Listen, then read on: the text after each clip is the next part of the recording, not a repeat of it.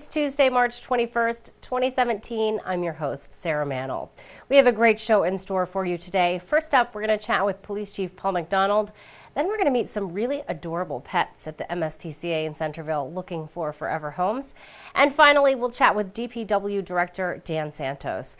But first, let's go ahead and get a look at today's top headlines.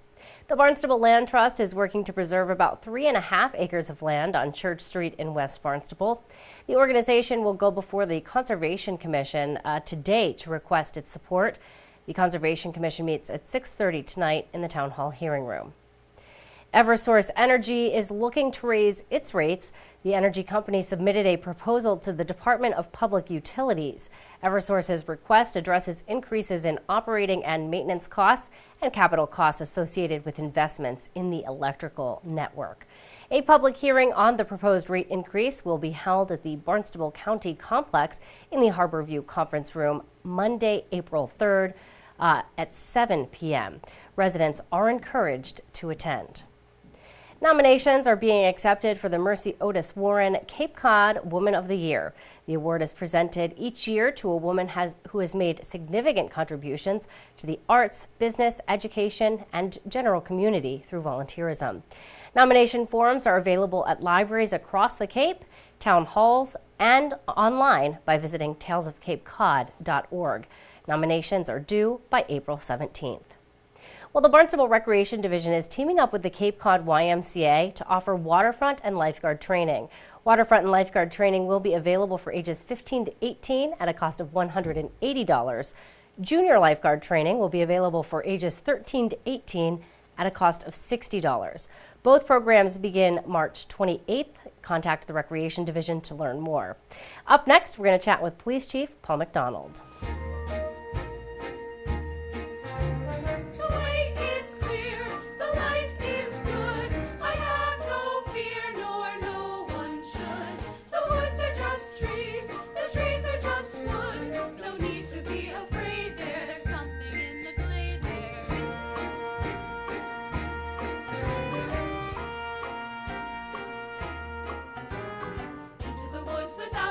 But careful not to lose the way. Into the woods, who knows what may be lurking on the journey. Into the woods to get the thing that makes it worth the journey. Into the woods to see the king, to sell the cow, to make the potion, to see, to sell, to get, to bring, to make, to live, to go to the festival. Into the woods, into the woods, into the woods and out of the woods. And home before dark. Joining me now live on the phone, Police Chief Paul McDonald. We have a lot to talk about. You had a pretty big arrest the other day at Home Depot. Tell me a little bit about the situation. We did. It was a significant arrest yesterday afternoon around 1 o'clock in the afternoon. A gentleman, Abraham Sawyer, was arrested from 62 Homestead Lane in Yarmouthport, Mass. We got a call from Home Depot yesterday regarding a gentleman who was in the store. He was going through the tool section, and he had picked up numerous expensive tools. And when he went out to check out all the numerous tools he had in his cart, he only paid for one. He was eventually stopped out in the parking lot by the police officers, brought back inside. He obviously did not pay for it. He admitted to the shoplifting and the larceny. He was then handcuffed, and once he was handcuffed, they searched him. And while searching him, they found a loaded .357 Magnum and an ankle holster on his right leg. So he was subsequently charged with illegal possession of a firearm, larceny over, and possession of a firearm and the commission of a felony. He does have an extensive record, so it was a real good pinch by one of our new officers, Gustavo Eloy. It was a real good pinch.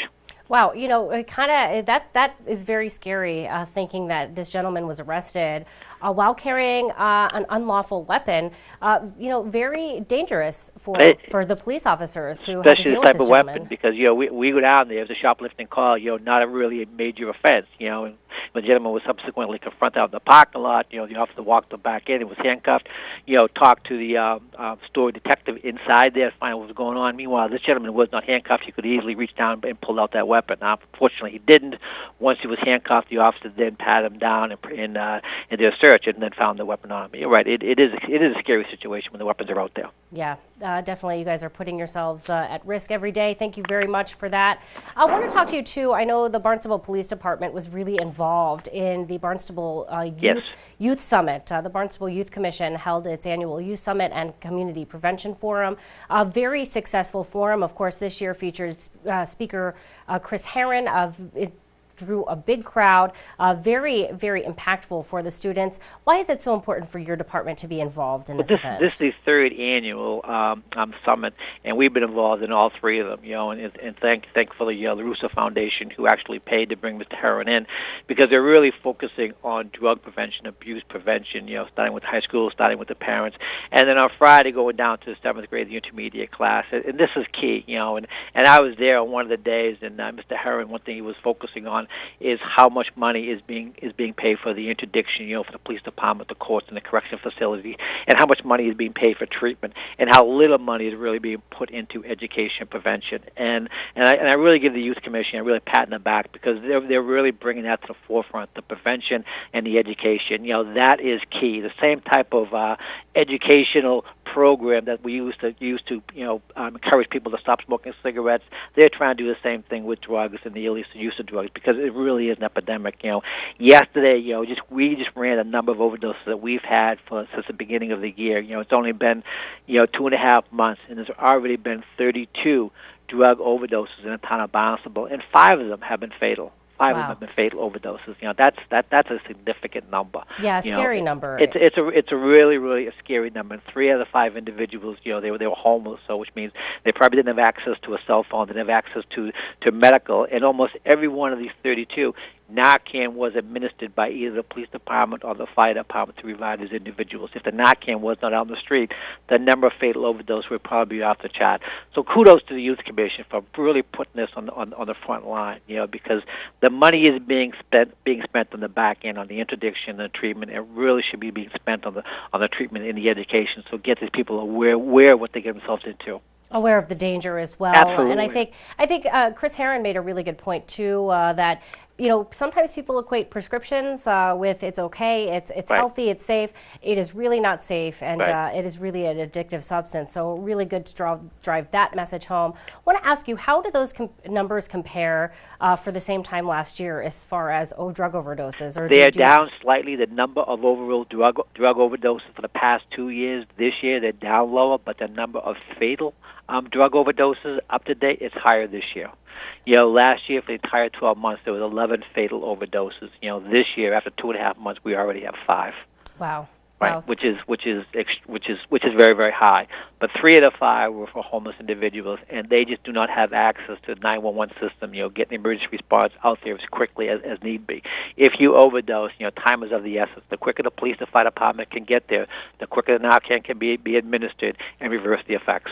Now, Chief, I want to ask you this question. If someone is with an individual, a friend of theirs, maybe a family member that overdoses, is there a law that protects those individuals who may be calling for help? Because I can imagine that some individuals would be fearful to call the authorities for fear of getting their loved one or themselves in trouble. Yeah, but it's covered under the Good Samaritan law. If the police respond and if there is a small quantity of drugs there, if there are hypodermic needles, if there are other items that you'd use in drug paraphernalia there, you cannot be charged with it. The only time that you could possibly face any type of criminal complaint is if there's enough drug there for distribution or trafficking weight. But that never exists. But you're right. People are sometimes, we don't want to call the police. We're going to get somebody in trouble. That's not going to happen. Right. Since Narcan has been out there and since people have been calling us, we have not charged one person. Great. So important to call and get your. We want people to call us. The first thing is public safety. Get them the help they need. We're not looking to make arrests. Great. Well, thank you for joining me today, Chief. Really appreciate it, and look forward to chatting with you again next week. Talk to you Tuesday. All right. Bye-bye. Okay. Bye-bye. Our guest today, Chief of Police Paul McDonald. And now we're going to get to a really fun part of the show where we get to meet some really adorable pets looking for forever homes.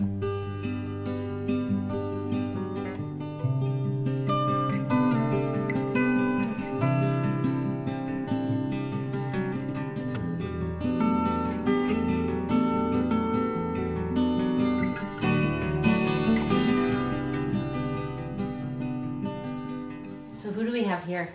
We have Andy and Abby. They are purebred ragdolls. They're 11 years old.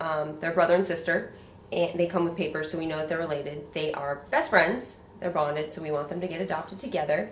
And as you can tell, they're just really beautiful and sweet, and like, look at his face. I know. This one, Andy, is so cuddly. He's more of the lover. This one. He's definitely the cuddler. She is very affectionate, but she also has an attitude, which is pretty common for a purebred female cat. They are 11, so they're seniors. So their adoption fee is actually, it's $100 altogether, because a senior cat is $50. They're in really good health for being 11 years old, and based on their teeth, the vet said that she would have estimated them to be about 5 or 6 years old. So they're very healthy and very cute. They've lived with cats before. They were brought in for, the owner had to move and unfortunately had to bring in 4 of her cats. So they would probably do well in a home that has other cats. We don't know about dogs. Oh my goodness, but such sweet cats they Yeah.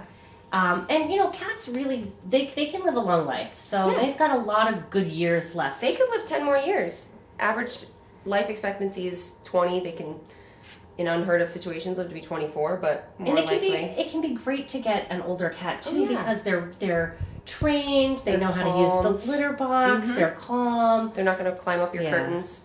They're past that point. Yeah. So they just get to be Oh cuddled. my and- goodness. And look at this. Yes, you are the sweetest. He's a little tubby, so we do, want to monitor their food intake. As cute as he can be, the bigger he gets, it's bad for his health. So we're monitoring their food intake right now. Yeah, where are you going? Oh, these guys are so cute. So they go as a pair? They If are bonded. They need to go together. But They that'll sleep be- together, eat together. Yeah. Do it all. Yeah. They're buds. Oh, great. This is so sweet. Okay, Brittany, who do we have here? This is Clover. She's a female lionhead rabbit, obviously. She's about a year and a half old, and she's the best bunny in the world. She is so sweet. Not only is she cute, she's okay with being held, which a lot of rabbits aren't. They get really fidgety, but she's comfortable. She lived with smaller children, so I think they taught her how to be handled. She's curious, fearless, very outgoing. She's being a little shy right now, but Oh my goodness, she's so cute. The little nose is going. It's so adorable. So, well, if someone's interested in maybe getting a rabbit as a pet, what do they need to know about caring for a rabbit? a lot of hay is involved, which can be kind of messy. So you have to be comfortable with, it's kind of like a farm animal in the sense that they have to have fresh vegetables every day, fresh hay every day. They have to have out of cage time. So it's not just a caged animal that you pick up when you feel like it. They love human affection. They like this. She is actually comfortable with people, so she doesn't want to just be left in a room, which is why when you get one for your kids, a lot of times they get sick of them after a little while, and then they end up back here. So you have to realize that they can live to be 10 years old. They're not going to have a short life expectancy, so even when your kid's bored with them, you're going to want to keep cuddling them. Don't just get it because your kid wants one. Right, Sorry. make sure it's a family pet Yeah. that everybody wants to Right. interact with and everybody wants around the house. And bunnies, they can hop around the house and Yeah. be really great family pets. They just have to have no wires or anything that you don't want them to chew on available to them, because they'll chew the baseboards, they'll chew anything, because their teeth are constantly growing, so they have to file them down. Huh. Oh my goodness, so cute. So this one is up for adoption. What is the adoption fee for a rabbit? A rabbit is $50. We have several awesome rabbits right now. So $50 and proof that you have the appropriate size cage, a picture of the enclosure you plan on keeping them in, so we know it's the right size. Wonderful. And if anyone was interested in making an adoption, maybe one of the animals that they've seen today or a number of other animals that are here looking for forever homes, what hours is the MSPCA open here in Centerville? 1 to 4. We're open later on Thursdays, but every day we're open 1 to 4. We're only closed on Mondays. So we're open on the weekend, any day. Just stop on by during our open hours. You don't have to make an appointment, and meet all of our furry friends here. Oh, love it. Thank you for introducing us to this sweet, sweet bunny. So who do we have here? This is Shackleton. He is a 3-year-old male. He was found as a stray, but he clearly was not a stray. We held him for a period of time. We tried to contact owners, and now he is available for adoption. He's a lover. Look amazing. at this. All he does is headbutt you and rub on you. He is, based on his lovable personality, we'd love for him to be an indoor cat, but because he was found outside, it's possible he may try to escape. So the person that takes him has to be comfortable with the fact that he may need to be trained to be an indoor-outdoor. He uses the litter box appropriately. Like, it's nothing like that about him needing to go outside. It's just he is a outgoing kind of guy and likes to investigate, so he might try to get out of your house since he was found outside. I just love this. You know, there's something about kitties who are cuddly and really want love and attention. I just love them. Look at him. Oh, Look yes. at him. He's like, I'll come home with you. He likes to be held like a baby, even though he's a giant. So he could probably live with kids, adults. No cats, though. That is why he's in this special room, because when he's looking at other cats, he gets a little angry, which is kind of typical for outdoor cats. Not sure how he'd do with a dog either. He could hold his own with a dog, but the dog might not appreciate that. So Right. he might need to be an only child. He is so, I just love cats that are so outgoing and lovable and really want human affection. And that's Shackleton. Huh. So this guy's up for adoption. Yep. Wonderful. What a sweetheart. Did you tell me how old he is again? He's 3 years old. So sweet. So And very lots healthy. of life left for this guy. Yeah. Anything people who maybe haven't had a cat yet should know about adopting a cat? The vet care can be costly. You have to be prepared that anything can happen on any given day. Just like if you had a kid, emergencies happen, and vet care isn't cheap. So even though you get a healthy young cat, that doesn't mean that something couldn't come up. They get cancer, they have kidney issues just like humans. So you have to be prepared that if something did come up, have a backup plan. There's care credit, there's all kinds of things to make sure that you can afford to care for them in case of an emergency. Huh. Wonderful. So if you're interested in this little guy, stop by the MSPCA in Centerville. Thank you so much for showing us these animals today, Brittany. Thank you.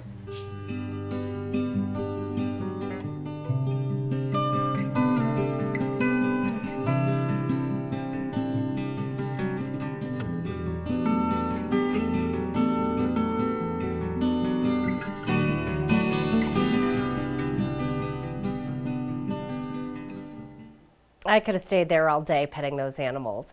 Well, now we've had a little bit of a change of plans. We were going to talk to DPW Director Dan Santos, but he is actually not available this morning, so we're going to chat with Glenn Cannon of the Cape Cod Commission. He's going to tell us about a really important road project in Cotuit. So Glenn, thank you for joining me today. I want to talk about a project that we've talked a little bit about before. Route 28 and Route 130 in Cotuit, or Santuit Newtown Road. There's going to be some improvements to the area. What's happening with this project right now? Correct. It's a very important stage. So the Cape Cod Commission took it on as a planning project to step out in the community to see if there's any community support for it. That's our role. That's our number one role. It's the first step for any project. And again, we went out to the community, found out that at both Route 28 and Route 130, there's a lot of community support to have that intersection improved. Route 28 and Main Street, there's also a lot of concern about that intersection, but we think if we fix the other two, that intersection will take care of itself. And then Route 28 and Santuit Newtown Road, where there are a lot of crashes, a very serious problem. Residents also wanted to see that one fixed, upgraded, either a traffic signal or a roundabout, kind of split on which one they wanted to see, but definitely an improvement. They want to see it changed. So again, that's the Cape Cod Commission's role. That's what we do. Now it moves into the state process, and this is where things kind of slow down quite a bit. It takes a long time. It moves into the bureaucracy, if you will, of MassDOT. Very difficult, but want people to know that it will still move forward, and there'll always be time for decisions and people to express their opinion. So we need to make sure the project gets selected by MassDOT, and that's a big step. How can let's say there's someone in Cotuit who's watching, a Cotuit resident, Correct. maybe someone who drives through Cotuit every day. They really care about this project. They really want to see it happen. They know that things slow down when it hits the state level. How can they help get this project approved? Yeah, that's a great one. They can always send it an email, call, or write a letter. And I think they want to still send it in to me, because one thing that we do also, so we are the Cape Cod Commission staff, we also staff what's called the Metropolitan Planning Organization, and that staff helps MassDOT move these projects forward into that bureaucratic process. But there are two groups. The Joint Transportation Committee, they're going to meet actually this Friday. They meet virtually every month, and particularly now in the spring, this is when they select the projects that are going to be coming up. So again, you want to either, you want to write letters, send emails, give them a phone call, something that we can put into the record so that they know that this project is important. And I think that's something that the average citizen can do. They can certainly attend the meetings. These are public meetings. It's kind of sometimes a long, kind of technical agenda. I'll caution you. I'll tell you right now. I hate to say it, but that's the group. It's a technical group. But again, private citizens can still voice their opinion. They want to get it out there. And then there's also this Metropolitan Planning Organization. Again, they meet once a month. It's generally selectmen. Town of Barnstable is represented by the president of the town council. So they want to keep putting that pressure on there to have these projects selected, to have them moving forward. It's in the process of MassDOT. It does take a long time, but you want to make sure that it continues to move forward on every step of the way. So write you a letter, write you an email, or give you a call at the Cape Cod Commission. Correct. That is the best thing that they could be doing to make sure that the pressure is still applied to move this forward. Because there's a lot of decisions that still need to be made. And as we've talked in the past, we have talked about the budget for projects and how it seems like a very large number when you say it out loud. But when you think about how much road projects really cost, the funds don't go as far as we'd like them to. Correct, and that's part of it too. So even with this project, again, I'd say a lot of community support. Cape Cod gets about $10 million for roadway improvement projects, and it does sound like a lot of money, and you think it is. It doesn't get you that many projects. A traffic signal starts at $2.5 million. So even if we were to improve two places here, you're talking about a minimum of $5 million. At Route 28 and Route 130, many people endorsed relocating that traffic signal further west. That was the number one selection that the residents had there. That is more than $2.5 million, I can tell you for a fact. Really? Yes, it's probably closer to $4 million because it's extensive relocation of Route 130. So when you're looking at $10 million and you're saying that Cape Cod has $10 million, there are going to be communities fighting for these funds all over Cape Cod. And so if one or two projects could take half that budget, you're looking at a very limited number of projects. So definitely important for the community to reach out in support of this. Correct. They definitely want to reach out and support this. They want to keep it moving forward again. So even if you look at the whole system here, if we look at from Route 130 to Santuit Road, I could easily see this project, costing $8-9 million. So this project could take up one whole year of what they call the Transportation Improvement Program. That $10 million we get every single year.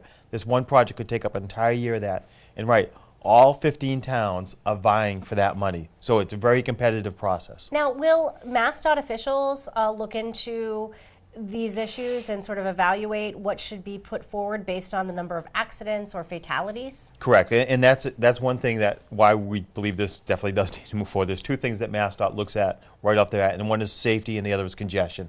And there are significant safety concerns here and significant congestion. So it moves into that realm of being a high priority project, but there are also other high priority projects. Again, all 15 towns are vying for that money. So it's a very competitive process, and people want to voice their opinion. Well, thank you for stopping by today, telling us everything we need to know about the projects, how they're selected, and how we as residents can fight for projects that are important to us. We really appreciate it. Well, thank you. This is a very important part of the process also, that residents are involved, and that's exactly what MassDOT wants to see. So we welcome this opportunity to give, to talk about these projects. Hey, thanks so much. My guest today, Glenn Cannon. He is the Technical Services Director at the Cape Cod Commission. Now let's find out what's happening around town in today's community calendar. Strong, courageous women have been living in the dune shacks of the Outer Cape for decades. You can learn more about them at the Hyannis Public Library Monday, March 27th at 1:30. You will learn about poets, authors, historians, and preservationists in the delightful presentation. The program is free and open to the public. The Barnstable High School Drama Club production of Into the Woods opens this week. The epic fairy tale is sure to be a crowd pleaser. You can watch the show March 24th and 25th at 7 and March 25th at 2 p.m. in the Performing Arts Center. Tickets are $15 for adults and $10 for students, seniors, and veterans and active military. Well, here's a look at this week's board, committee, and commission schedule.